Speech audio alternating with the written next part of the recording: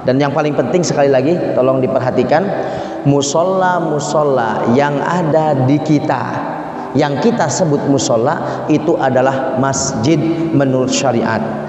Karena masjid definisinya adalah setiap bangunan yang dikhususkan untuk ibadah dan di situ didirikan ada sholat berjamaah, itu disebut dengan masjid. Maka musola yang kita tempati, yang kita sebut musola itu adalah masjid. Maka baik perempuan tidak boleh ada pengajian mingguan atau bulanan lalu masuk ke musola dalam keadaan haid atau nifas. Kenapa? Karena itu sebenarnya masjid.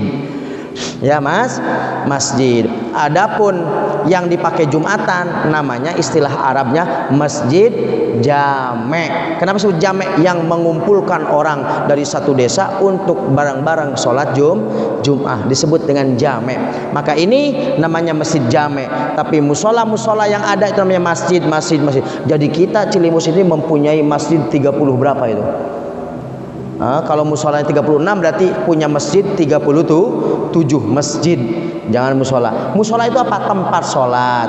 Kita sholat di sini namanya musola. Kita sholat di kamar namanya musola. Yang kita tempatin sholat itu namanya musola. Musola itu apa bahasa Arabnya? Bahasa kitanya musola itu tempat sholat. Masjid tempat sujud. Makbaroh tempat dikuburkan. Ya, jadi dalam ilmu shorof ada misalkan doroba yadribu dorban wa madroban fa huwa dharibun wa dzaka madrubun idrib la tadrib madrobun midrobun. Nah, madrobun isim makan, isim yang menunjukkan tempat. Nah, makbaroh majelis tempat duduk.